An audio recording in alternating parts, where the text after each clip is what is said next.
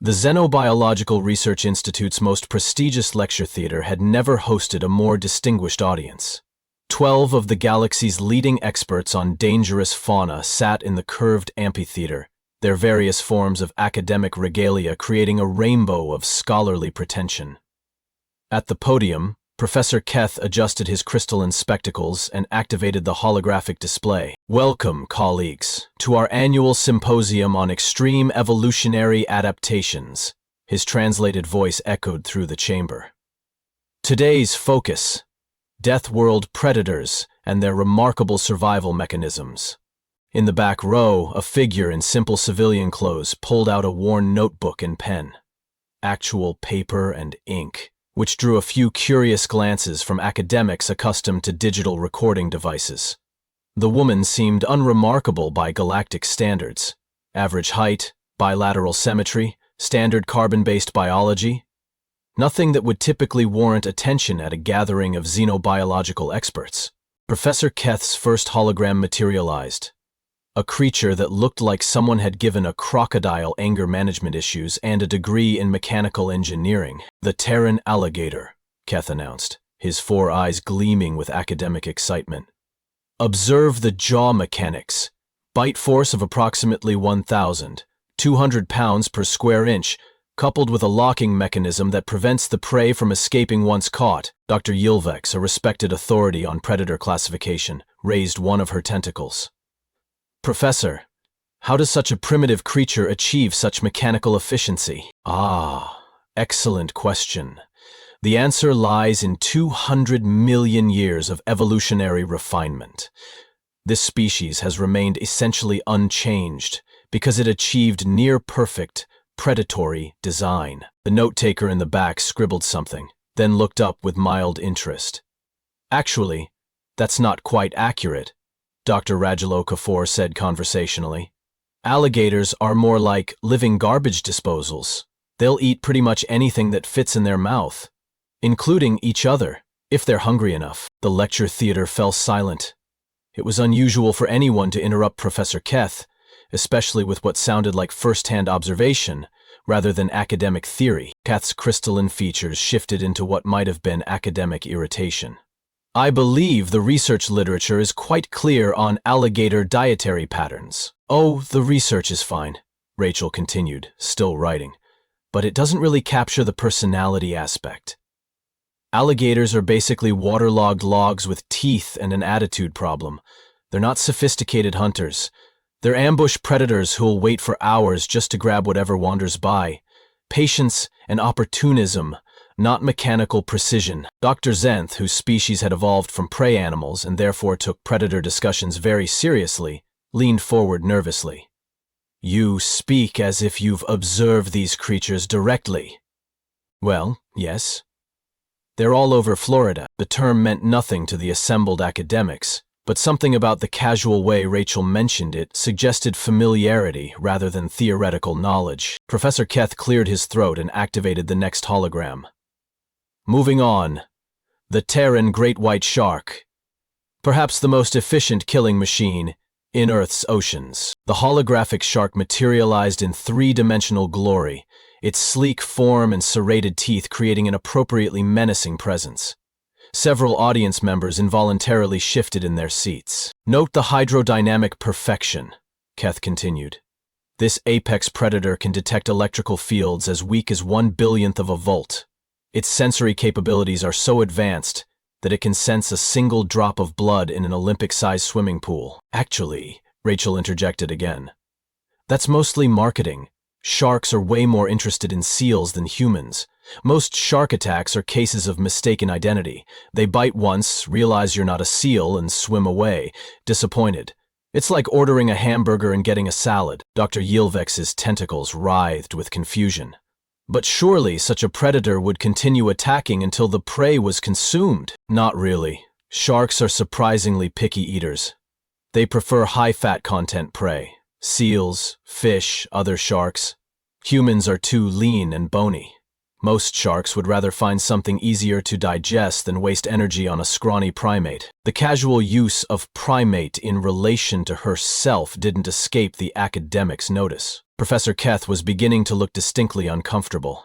Perhaps we should focus on the documented predatory behaviors rather than speculative. Oh, I'm not speculating. I used to go diving with great whites off the California coast. Beautiful animals, really. Very curious, but not nearly as aggressive as everyone thinks. The silence that followed was the kind that makes academics deeply uncomfortable. The silence of expertise being casually dismissed by apparent first-hand experience. Dr. Quinth, a specialist in evolutionary psychology, decided to probe further. You mentioned diving with these predators. What safety protocols were employed to prevent predation? Safety protocols? Rachel seemed genuinely puzzled.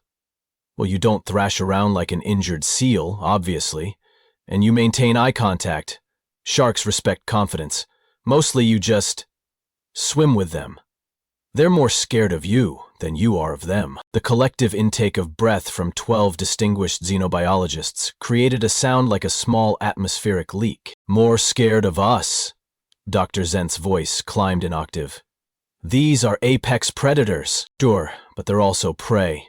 Orcas hunt great whites for sport. Just eat the liver and leave the rest. And humans have been hunting sharks for thousands of years. Most shark species are endangered because of overfishing. From their perspective, we're the apex predators. Professor Keth activated his next hologram with slightly trembling appendages. Perhaps we should examine terrestrial predators. The Terran grizzly bear. The holographic bear materialized, all 8 feet and 800 pounds of it, claws extended and jaws open in a threatening display. Now this, Keth said with renewed confidence, represents the pinnacle of terrestrial predatory evolution.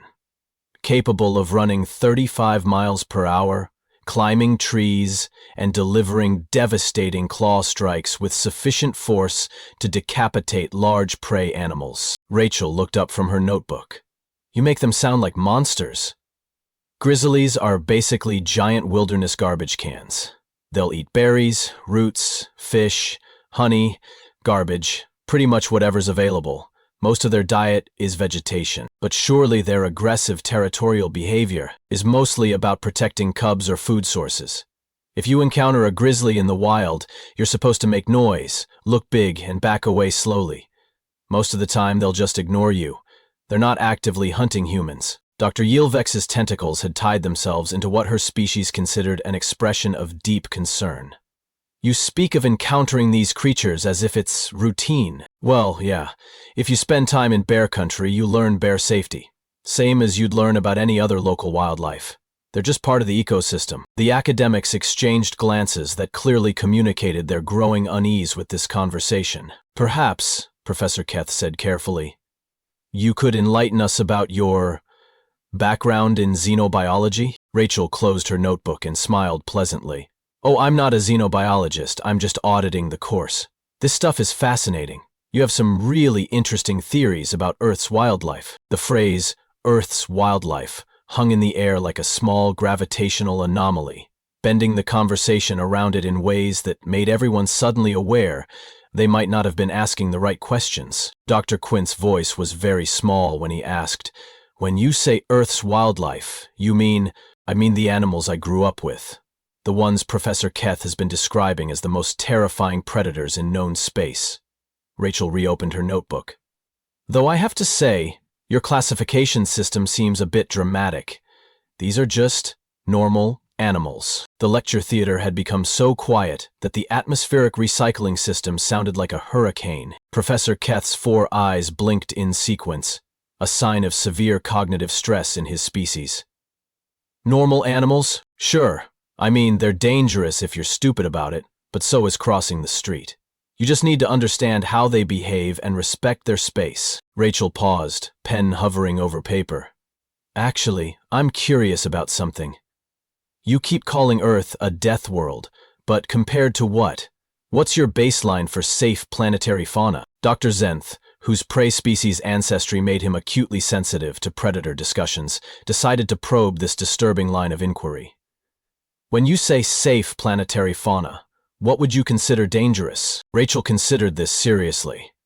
Well, mosquitoes kill more humans per year than any other animal. Malaria, yellow fever, dengue. Tiny little insects that most people don't even think about.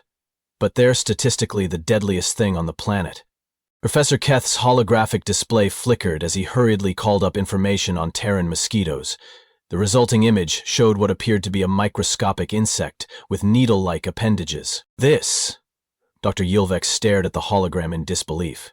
This diminutive creature is more dangerous than the massive predators you've been discussing? Disease vector, Rachel explained casually. They don't kill you directly, they just carry parasites and viruses between hosts. Very efficient biological warfare, when you think about it. The academics were now looking distinctly uncomfortable with the direction this conversation was taking. But surely, Dr. Quenth interjected, your species has developed technological countermeasures against such threats? Oh, sure. Bug spray, bed nets, vaccines. But mosquitoes adapt fast. They develop resistance to pesticides, the diseases evolve new strains. It's an ongoing evolutionary arms race. Rachel made another note. Actually, that raises an interesting point about your predator classifications. You're focusing on individual lethality, teeth, claws, venom. But you're missing the real killers, disease, environmental hazards, and biological warfare. Professor Keth felt his academic confidence crumbling. Biological warfare? Parasites, mostly. There's this worm that lives in rivers. Schistosomiasis. Tiny thing, but it infects hundreds of millions of people. Or sleeping sickness from tsetse flies. Or the guinea worm, which grows inside your body until it literally bursts out through your skin. Several academics made sounds that their translation devices struggled to process. And that's just the microscopic stuff, Rachel continued cheerfully. Then you've got environmental hazards. Hurricanes, tornadoes, earthquakes, volcanic eruptions, tsunamis, natural disasters that can level entire cities. Dr. Yilvex's tentacles had now formed what her species considered a defensive posture. Your planet regularly experiences catastrophic geological events? Oh, constantly. We live on floating continental plates that crash into each other. The whole surface is basically unstable. Plus, there's this molten core that occasionally decides to redecorate the landscape through volcanic activity. And your species builds permanent settlements on this unstable surface? Well, where else would we build them? It's not like we have a choice. You work with what you've got. Professor Keth was beginning to suspect he'd made a serious error in academic judgment. Perhaps we should return to the documented fauna. Actually, I'm curious about your methodology, Rachel interrupted. How do you classify Deathworld status? Because Earth seems pretty normal to me, but you're treating it like some kind of nightmare dimension. Dr. Quenth consulted his notes nervously.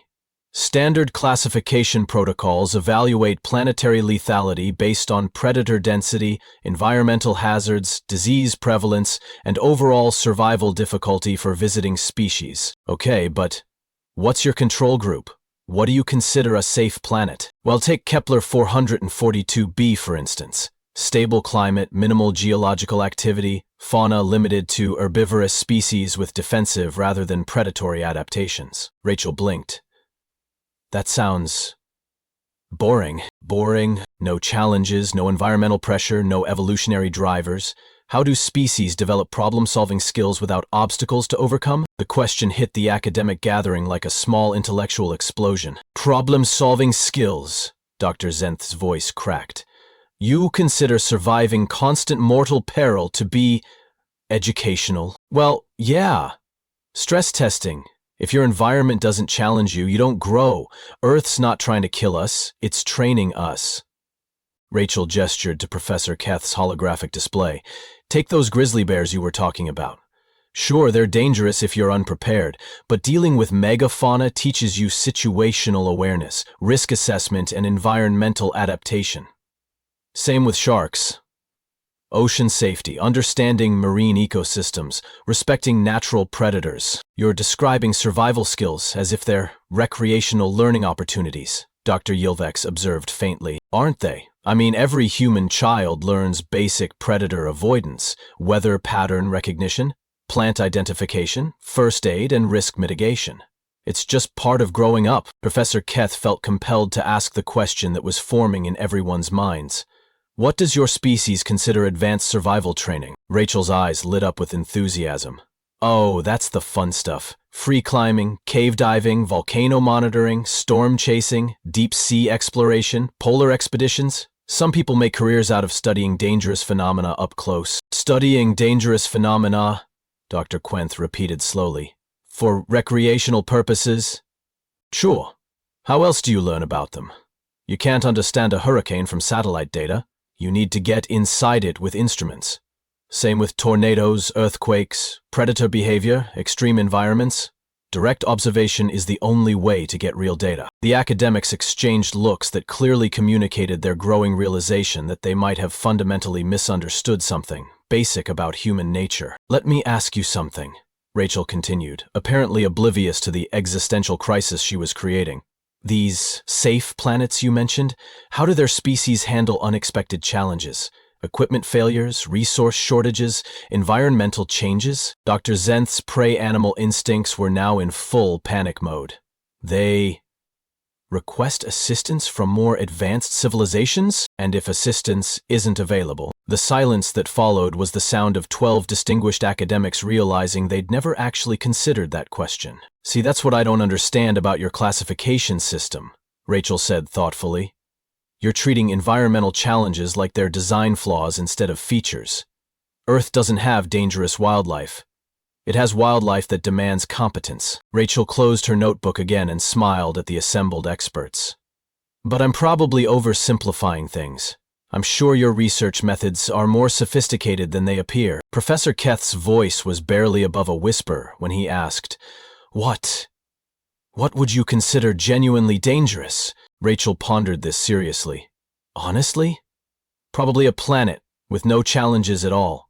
No environmental pressure, no natural selection, no evolutionary drivers. A species that developed in that kind of environment would be completely helpless when they finally encountered real problems. She paused, looking around at the suddenly very quiet academics. Actually, that raises an interesting question about galactic civilization development. How do species that evolved on safe planets handle interstellar exploration and colonization? Those seem like they'd require exactly the kind of problem-solving skills that safe environments don't develop. And with that innocent observation, Dr. Rachel Okafor had just accidentally identified the central contradiction in galactic civilization that no one had previously been brave enough to acknowledge. Professor Keth, clearly hoping to regain control of his increasingly derailed lecture, activated a new holographic display, showing what appeared to be a complex, three-dimensional chart, with planetary classifications arranged in ascending order of lethality. Perhaps, he said with forced academic composure, we should examine the broader context of planetary threat assessment. The Galactic Hazard Index represents centuries of systematic evaluation of hostile environments across known space. Rachel leaned forward with obvious interest. Oh, this looks useful. How does the classification work? Dr. Yilvex, still recovering from the earlier revelations about mosquitoes and geological instability, cleared her throat. The index evaluates multiple threat vectors: atmospheric toxicity, geological volatility, radiation levels, predator density, disease prevalence, and environmental extremes. Planets are ranked from Class 1, minimal hazard, to Class 20, unsurvivable even with advanced protective equipment. And Earth? Rachel asked, pen poised over her notebook. Professor Keth's crystalline features brightened slightly as he highlighted a data point. Terra ranks as a Class 14 Deathworld. Quite significant, really. Only 13 known planets present greater existential threats to galactic standard life forms. Rachel studied the chart thoughtfully. 14th most dangerous. That's actually lower than I expected. The academics exchanged nervous glances. Lower than you expected. Dr. Quenth's voice carried a note of species-wide panic. Well, yeah, we've got active plate tectonics, frequent mass extinction events, extreme weather systems, apex predators in every biome, diseases that evolve faster than we can cure them, and enough radiation to sterilize most life forms. Plus the whole giant rock occasionally falls from space and reshapes the continents thing. She made a note. What exactly ranks higher than Earth? Because that must be some seriously hostile territory. Professor Keth's academic excitement returned as he began highlighting the top-tier Deathworlds. Class 20 includes Kepler 78b, a planet where the surface temperature exceeds 2,000 degrees and it literally rains molten rock. Class 19 features HD 189 733b, where the winds reach 4,500 miles per hour, and the precipitation consists of glass shards moving at hypersonic speeds. Okay, those sound legitimately unpleasant, Rachel acknowledged. What about the ones closer to Earth's ranking? Class 15 includes Proxima Centauri b, constant stellar bombardment and radiation levels that would kill most species within hours. Class 13 features Gliese 667cc, where the atmospheric pressure would crush standard life forms and the chemical composition is actively corrosive. Rachel tapped her pen against her notebook. So Earth ranks above planets with crushing atmospheres and lethal radiation, but below planets with glass storms and molten rain. Precisely. Terra's classification reflects its unique combination of biological, geological, and environmental hazards that create a consistently hostile, though not immediately lethal, environment for most galactic species. Most galactic species, Rachel repeated slowly. But not humans. The statement hung in the air like an uncomfortable truth that everyone had been avoiding. Dr. Zenth's prey animal instincts were now screaming warnings. You're suggesting that your species is adapted to Class 14 Deathworld conditions? Well, we evolved there. It's not like we had a choice about the local hazards. Rachel looked genuinely puzzled by the question. What kind of environmental conditions did your species evolve in? Kepler 442b. Dr. Zenth replied faintly. Class 2. Stable climate, minimal geological activity, no large predators, benign atmospheric composition. You became spacefaring. We developed technology to compensate for our environmental limitations. Rachel made another note, her expression growing increasingly thoughtful. How did your species handle the transition to space exploration? Because moving from Class 2 to the vacuum of space seems like it would be a pretty significant environmental jump. The academics realized they were about to confront another uncomfortable aspect of galactic civilization development. Professor Keth decided to redirect the discussion before it could become even more existentially threatening. Perhaps we should examine specific predatory behaviors. The social hunting strategies employed by Terran species are particularly noteworthy. He activated a new hologram showing what appeared to be a pack of wolves in coordinated pursuit of prey. Observe the sophisticated communication and tactical coordination. These creatures demonstrate complex social hierarchies, strategic planning, and coordinated execution that rivals military operations. Rachel brightened. Oh, wolves are fascinating. Though the whole alpha wolf thing is mostly a myth. Wolf packs are usually family units, parents and their offspring working together. The coordination comes from kinship bonds and established social roles, not dominance hierarchies. Dr. Yilvex's tentacles writhed nervously. You speak of these pack hunters as if you've studied them extensively. My graduate research was on predator-prey dynamics in North American ecosystems. Spent 3 summers tracking wolf packs in Yellowstone. Amazing animals, incredibly intelligent, highly adaptable, and way more social than most people realize. The phrase, tracking wolf packs, created another moment of stunned silence. You personally observed active hunting packs? Dr. Quent's voice had climbed another octave. Sure, best way to understand pack behavior is direct observation. You follow them at a respectful distance, document their hunting strategies, social interactions, territorial boundaries. Standard field research. Professor Keth felt his academic worldview continuing to crumble. And these pack hunters tolerated human presence during their hunting activities? Well, you have to be careful not to interfere with their natural behaviors. Wolves are generally more afraid of humans than aggressive toward them. Most of the time, they'll just avoid you if they know you're there. Rachel paused, considering. Actually, that brings up an interesting point about your pack hunting analysis. You're focusing on wolves, but they're not even the most sophisticated pack hunters on Earth. They're not? Dr. Yilvex squeaked. Not by a long shot. Orcas have complex cultural traditions, passed down through generations, with different pods using completely different hunting techniques. African wild dogs have coordination that makes military units look disorganized. And then there are humans. The temperature in the lecture theater seemed to drop several degrees. Humans, Professor Keth repeated carefully. Are pack hunters? Well, yeah. Persistence hunters, specifically. We evolved to run prey animals to exhaustion over long distances. Humans can maintain a steady pace longer than almost any other species on the planet. Rachel gestured enthusiastically. The traditional hunting method involved groups of humans taking turns chasing a target.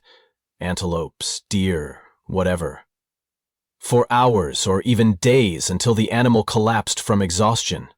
No weapons needed, just endurance and coordination. Dr. Zenth was now making small, distressed sounds. And this hunting method, Dr. Quinth asked weakly, was effective? Extremely. Humans became the apex predators on every continent they reached. Most megafauna went extinct shortly after human arrival, either from direct hunting or habitat disruption. Rachel made another note.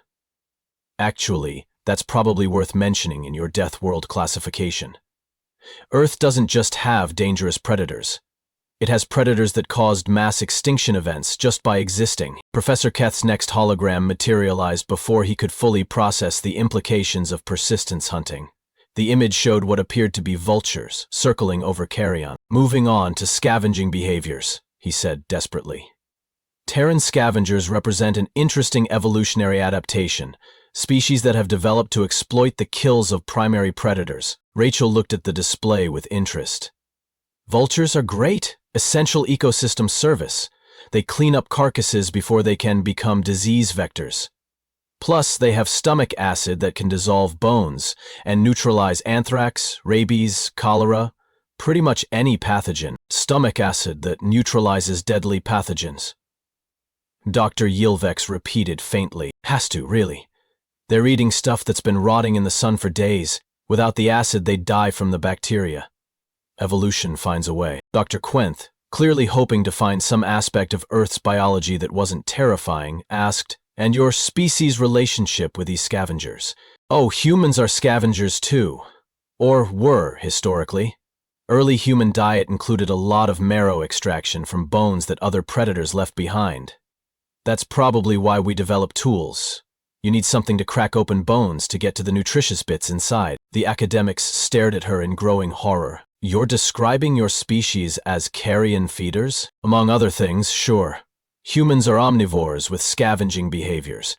We'll eat pretty much anything organic if we're hungry enough. Meat, plants, insects, fungi, fermented materials, decomposed proteins. Very flexible dietary requirements. Rachel paused, noticing the expressions around the room. Is that unusual? What do your species typically eat? Dr. Zenth's voice was barely a whisper. Cultivated nutrients, synthesized proteins, carefully processed plant matter. That sounds incredibly limiting. What happens if your food processing systems fail? The silence that followed was the sound of multiple species suddenly realizing they might have a significant survival vulnerability that had never occurred to them before. But surely, Professor Keth said desperately, human dietary habits have become more refined with technological advancement? Rachel considered this. Well, we've gotten better at preparation and preservation, but humans still eat pretty much everything. Raw fish, fermented dairy products, aged meats, pickled vegetables, alcoholic beverages, foods that would be toxic to most species. She smiled cheerfully. Actually, a lot of human cuisine is basically controlled decomposition. Cheese, wine, bread, coffee, all fermentation or bacterial processes. We've turned food spoilage into an art form, and with that observation, Dr. Rachel Okafor had just revealed that humans didn't just survive on a death world, they had evolved to find sustenance in the kinds of biological processes that would kill most galactic species. Professor Keth, apparently determined to salvage some semblance of academic dignity from his increasingly chaotic lecture, activated a holographic display showing various Earth creatures in motion. A cheetah sprinting, a horse galloping, a bird in flight. Come of the most remarkable aspects of Terran evolution, he announced with renewed professorial confidence, is the development of extraordinary endurance capabilities that exceed theoretical biological limits. Rachel looked up from her notebook with interest. Oh, this should be good. Which endurance capabilities are you talking about? Take the Terran horse, for instance. Keth gestured to the hologram. Capable of maintaining a gallop for extended periods while carrying additional weight. Or the sled dogs of the polar regions. Able to traverse hundreds of miles in extreme conditions while pulling substantial loads. Dr. Yilvex leaned forward. The energy expenditure calculations for such activities should be unsustainable for creatures of their mass and metabolic rate. Precisely. Keth's 4 eyes gleamed with academic excitement. These creatures have evolved cardiovascular and muscular systems that operate at efficiency levels that our models suggest should be impossible. Rachel made a note, then looked up thoughtfully. Actually, horses and sled dogs are interesting examples, but they're not really the best demonstration of Earth's endurance evolution. They're not? Deckard Quenth asked nervously. No, those are impressive, but they're specialized for specific environments and activities. The really remarkable endurance evolution is in generalist species that can adapt their stamina to different conditions and terrains. Professor Keth consulted his notes. What species would you consider a better example? Well, humans, obviously. The lecture hall fell into that particular kind of silence that precedes major revelations. Humans? Dr. Zenth repeated slowly. Possess exceptional endurance capabilities? Are you kidding? Humans are probably the best endurance athletes on the planet. We can maintain a steady pace longer than almost any other species, across virtually any terrain, in almost any climate. Rachel warmed to the topic. The human cardiovascular system is basically over-engineered for persistence, efficient cooling through sweating, optimized oxygen processing, muscle groups designed for sustained activity rather than bursts of power. Dr. Yilvek's tentacles had begun that nervous writhing again. You're describing your species as specialized endurance predators. Well, yeah. That's our evolutionary niche. Other species are faster in short bursts, cheetahs, horses, whatever. But humans can maintain pursuit indefinitely. We literally ran megafauna to extinction by exhausting them. Professor Keth was staring at Rachel with growing unease.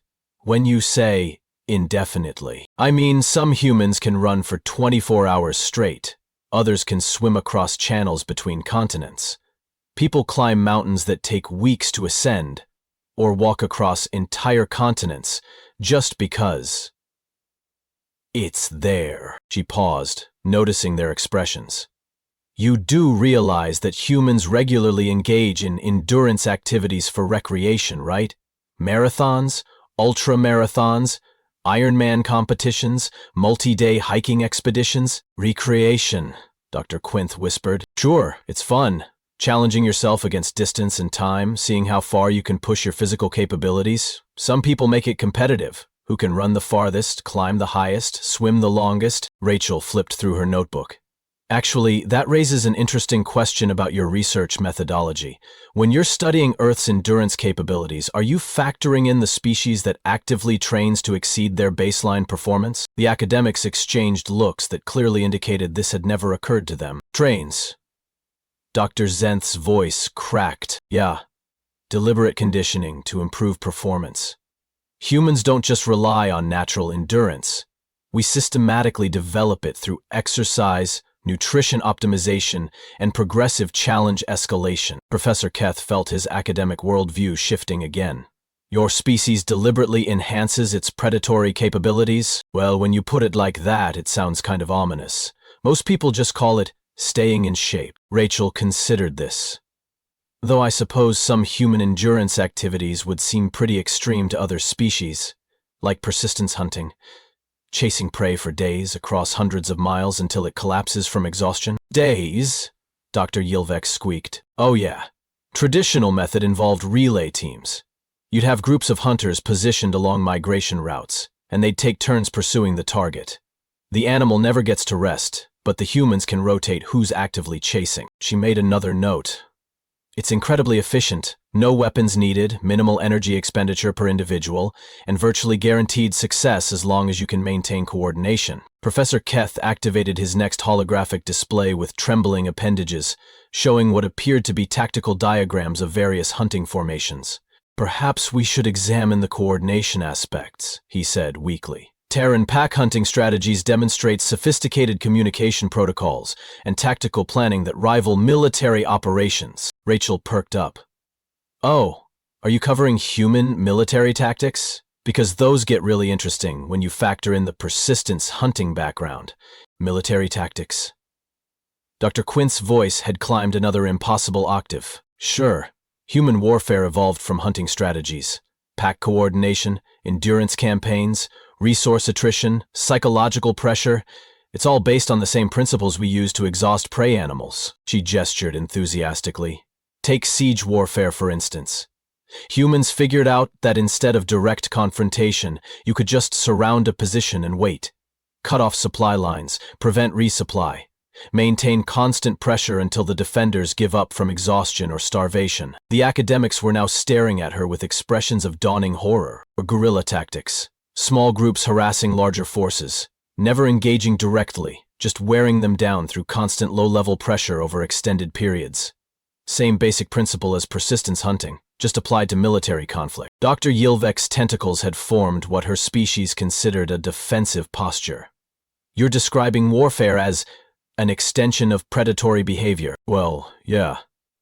Most human strategic thinking derives from hunting psychology.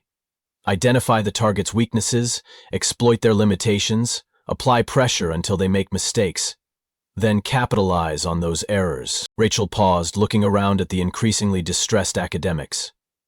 Is this not common across galactic species? How do your militaries typically operate? Dr. Zent's prey animal instincts were now in full crisis mode. Most civilized species resolve conflicts through negotiation, resource allocation, or technological superiority. Direct confrontation is rare. That seems inefficient. What if negotiation fails and the other side has equivalent technology? The silence that followed was the sound of multiple species realizing they'd never actually planned for that scenario. But surely, Professor Keth said desperately, modern human society has moved beyond such primitive approaches. Rachel considered this seriously. Well, we've gotten more sophisticated about it. Modern military doctrine incorporates advanced logistics, psychological warfare, information management, technological force multiplication. She flipped through her notebook. But the underlying principles are the same.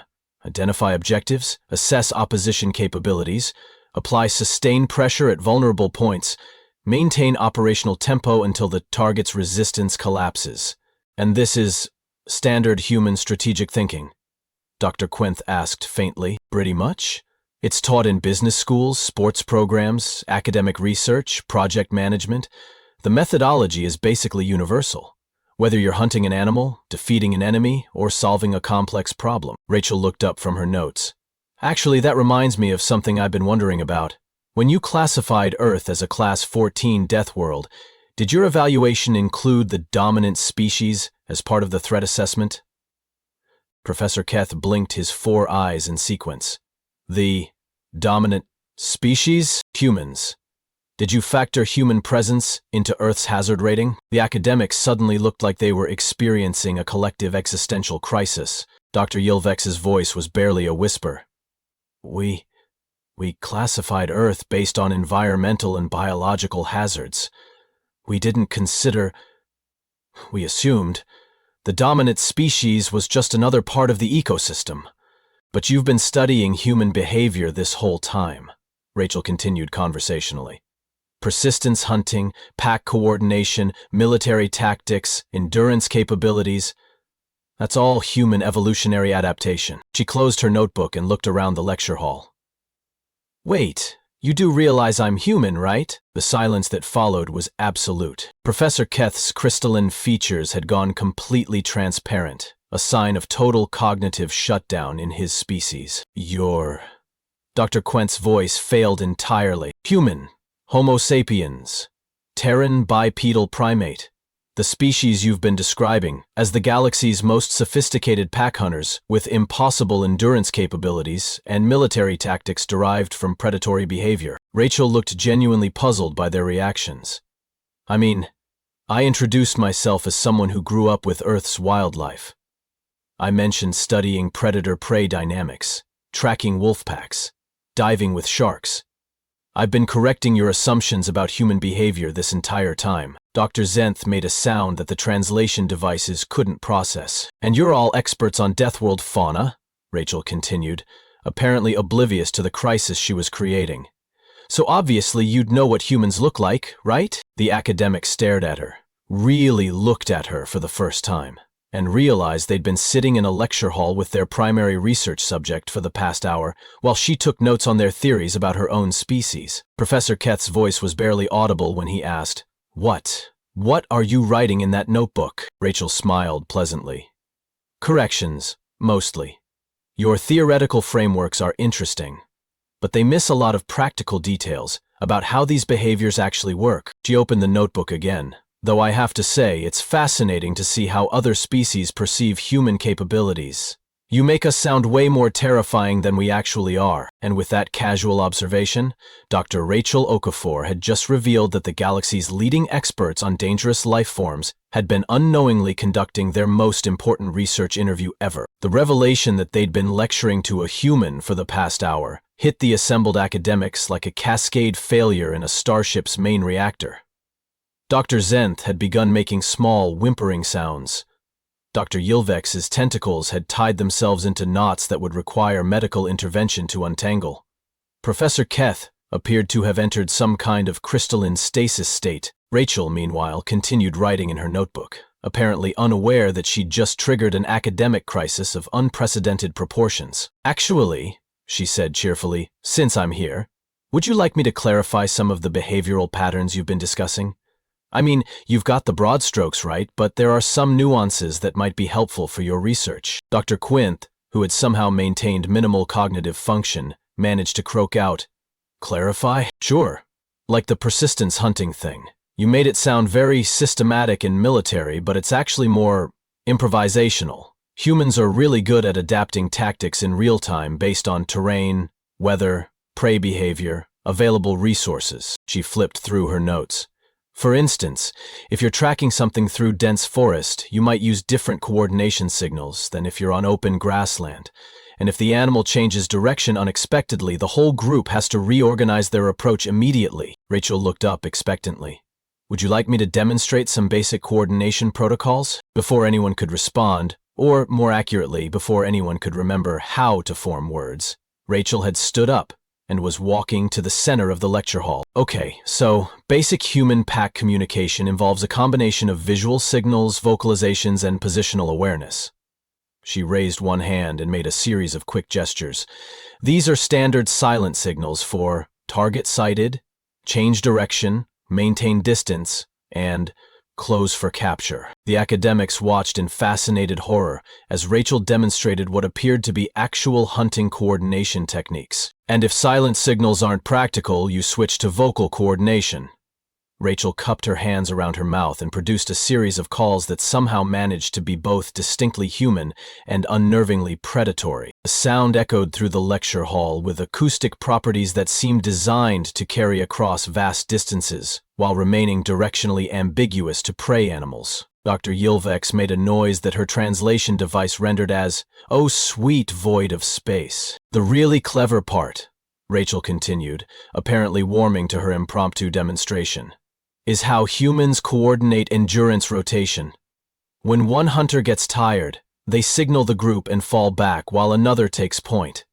The prey never gets a break, but no individual human has to maintain maximum effort for the entire hunt. She began moving around the lecture hall in patterns that looked deceptively casual, but somehow gave the impression of someone systematically covering territory while maintaining awareness of multiple variables. See, you're not just chasing the target. You're predicting its behavior, herding it toward favorable terrain, cutting off escape routes, all while conserving energy and staying coordinated with your pack. Rachel paused and looked around at the academics, who were now watching her with the kind of intense focus typically reserved for studying extremely dangerous phenomena. Oh, and the psychological component is crucial. The prey knows it's being hunted, but it can't escape, can't rest, can't predict where the next pressure will come from. Eventually, that mental stress becomes just as exhausting as the physical chase. Dr. Quinth's voice was barely a whisper. You're describing psychological warfare, against prey animals. Well, when you put it like that, it sounds harsh, but it's actually more efficient than violent alternatives. Clean kill, minimal energy expenditure, low injury risk to the hunters. Rachel returned to her seat and reopened her notebook. Plus, it's sustainable. You're not depleting prey populations through wasteful killing. You're selecting specific targets based on strategic criteria. The academics sat in stunned silence, processing what they'd just witnessed. Professor Keth finally emerged from his crystalline stasis state. Dr. Okafor, he began carefully. How long have you been attending xenobiology lectures? About 6 months. I'm working on a comparative study of galactic biodiversity assessment methodologies for my postdoc research. Postdoctoral research, Dr. Yilvex repeated faintly. In what field? Ecological systems analysis, with a focus on predator-prey dynamics in extreme environments. Rachel smiled. My dissertation was on adaptive survival strategies in high-stress ecosystems. The temperature in the room seemed to drop several more degrees. And your undergraduate background? Professor Keth asked, with the tone of someone who already suspected he didn't want to know the answer. Double major in evolutionary biology and anthropology, with a minor in tactical psychology, plus field research experience in Arctic survival, desert navigation, mountain rescue, and marine biology. Dr. Zenth made another untranslatable sound. Oh, and I spent 2 years with Doctors Without Borders doing emergency medicine in conflict zones. Really useful for understanding human stress responses and group coordination under extreme pressure. Rachel flipped through her notebook. That's actually why I was interested in your lectures. Most galactic species seem to study dangerous environments from a safe distance, but humans typically learn about hazards through direct exposure and hands-on experience. Direct exposure, Dr. Quinth echoed. Sure. How else do you really understand something? You can model predator behavior in a laboratory, but until you've actually encountered one in its natural habitat, you're missing crucial variables. She looked up from her notes. Like, you can study shark attack statistics all you want, but until you've been in the water with a great white, you don't really understand how they assess threats or make decisions about potential prey. You've been in the water with sharks, Professor Keth stated, apparently still trying to process this information. Multiple species, actually. Great whites, tigers, bulls, hammerheads. Each one has different behavioral patterns and risk profiles. Rachel paused thoughtfully. Actually, that raises an interesting question about your research methods. When you're studying Deathworld fauna, do you ever conduct direct observation studies? The academics exchanged glances that clearly communicated they were about to confront another uncomfortable gap in their understanding. Direct observation of hostile life forms would be inadvisable, Dr. Yilvex said carefully. Standard protocols involve remote monitoring, drone surveillance, and computer modeling. That seems like it would miss a lot of important behavioral nuances. How do you account for variables that aren't detectable through remote observation? We extrapolate from available data using established theoretical frameworks. Rachel made a note. Right, but what if your theoretical frameworks are based on incomplete data? I mean, if you've never actually interacted with these creatures, how do you verify that your models reflect reality? The question hung in the air like an accusation. We conduct peer review of our methodologies, Professor Keth said defensively. But if none of your peers have direct experience either, you're basically just reviewing each other's theoretical assumptions. That's not verification, that's consensus building. Rachel closed her notebook and looked around the lecture hall. See, this is what I find fascinating about galactic academic culture. You have incredibly sophisticated theoretical frameworks for studying dangerous phenomena, but you seem to avoid actually testing those theories through direct observation, because direct observation of Class 14 Deathworld predators would be suicidal, Dr. Zenth protested. Would it, though? I mean, humans do it all the time.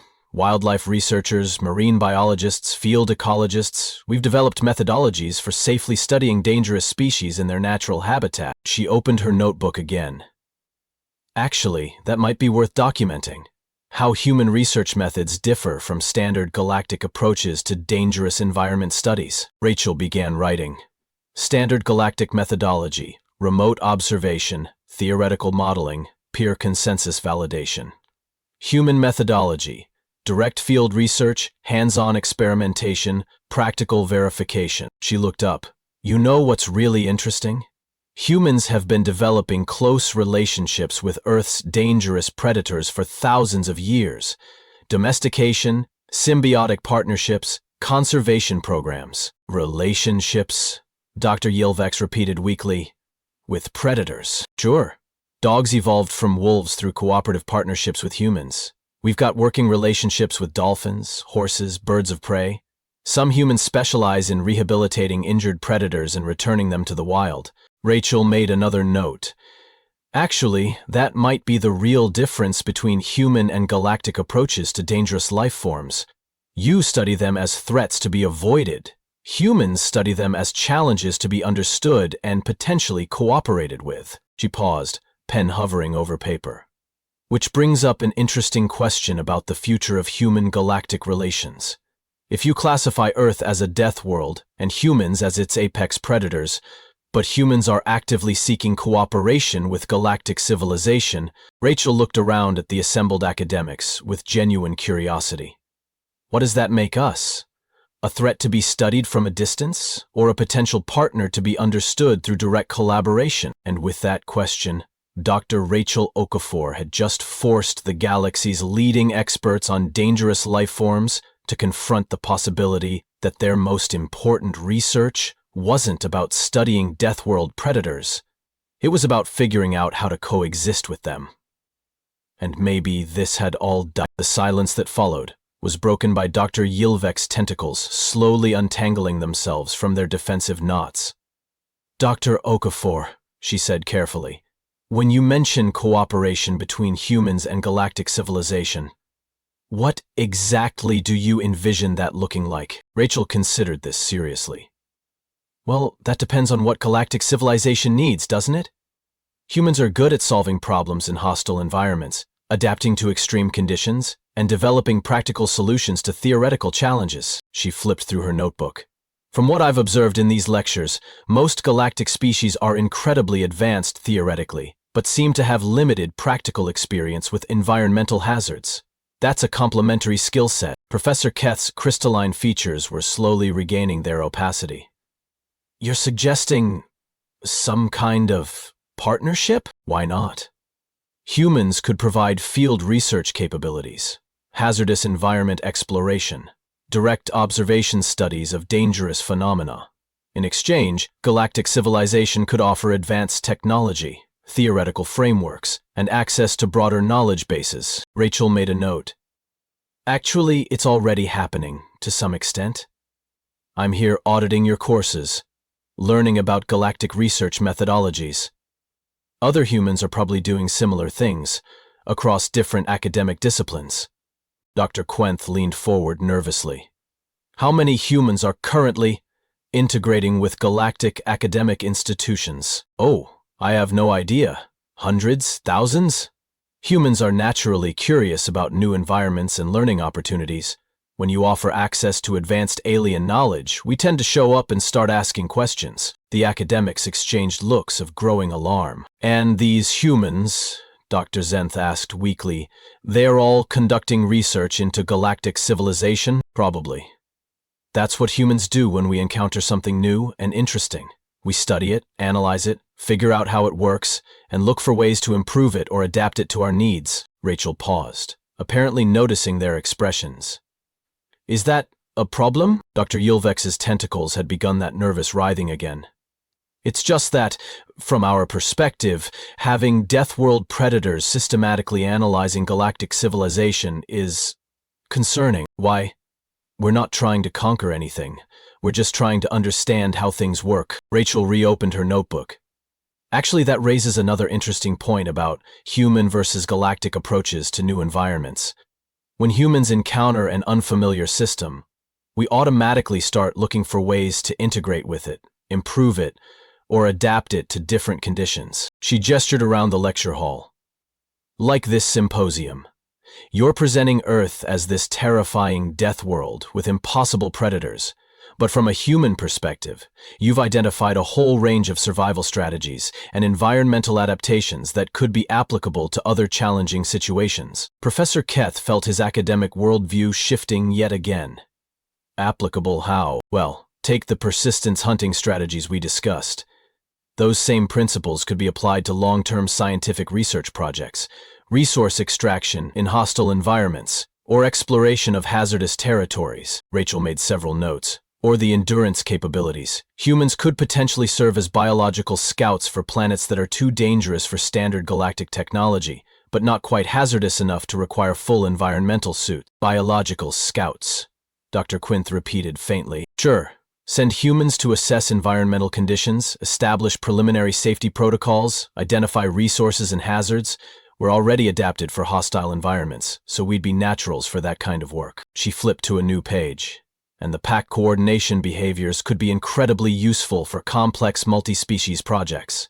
Humans are good at adapting our communication and coordination styles to work with different groups. Rachel looked up from her notebook. Actually, we're doing that right now. I've been modifying my communication patterns throughout this conversation to account for your species' different comfort levels with direct discussion of predatory behavior. The academic stared at her with renewed unease. You've been modifying your behavior? Dr. Yilvex asked. Well, yeah. Dr. Zenth's species obviously evolved from prey animals, so I've been keeping my posture non-threatening and avoiding sudden movements. Dr. Quenth seems to prefer analytical discussions over emotional responses, so I've been framing things in terms of research methodology rather than personal experience. Rachel gestured to Professor Keth. And you're clearly more comfortable when you feel like you're maintaining academic authority, so I've been asking questions that let you provide expert explanations, rather than directly challenging your conclusions. The temperature in the room seemed to plummet. You've been analyzing our psychological responses and adapting your behavior accordingly? Professor Keth's voice was barely audible. Isn't that normal? Reading social cues, adjusting communication styles to match your audience, building rapport through behavioral mirroring, that's just basic social interaction. Dr. Zenth made a sound that might have been a whimper. You're describing psychological manipulation. I'm describing conversation skills. How do your species typically handle social interactions with unfamiliar groups? The academics realized they were about to confront yet another uncomfortable gap in their understanding of interspecies dynamics. We rely on translation protocols and established diplomatic frameworks, Dr. Yilvex admitted. Right, but what about when the diplomatic frameworks don't account for species-specific psychological needs, or when you're dealing with groups that don't have established protocols? Rachel made another note. See, this is what I mean about human adaptability. We automatically adjust our approach based on real-time feedback from our environment, whether that's a dangerous predator, a challenging terrain feature, or a conversation with nervous academics. She closed her notebook and smiled at the assembled experts. Which brings me back to my original point about cooperation. Humans don't just survive in hostile environments. We figure out how to thrive in them. And we're really good at teaching others how to do the same. Rachel stood up and gathered her materials. Anyway, this has been incredibly informative. Thank you for letting me audit your lecture. I'll probably have more questions once I've had time to process everything you've shared. She paused at the exit. Oh, and Professor Keth, you might want to update your classification criteria. Earth isn't a Class 14 Deathworld because it's trying to kill everything that lands on it. It's a Class 14 Deathworld because it produces things that are really, really good at staying alive. And with that casual observation, Dr. Rachel Okafor left the lecture hall, leaving behind 12 of the galaxy's most distinguished academics to grapple with the terrifying realization that humans didn't just come from the Deathworld. They were the reason it was classified as dangerous in the first place.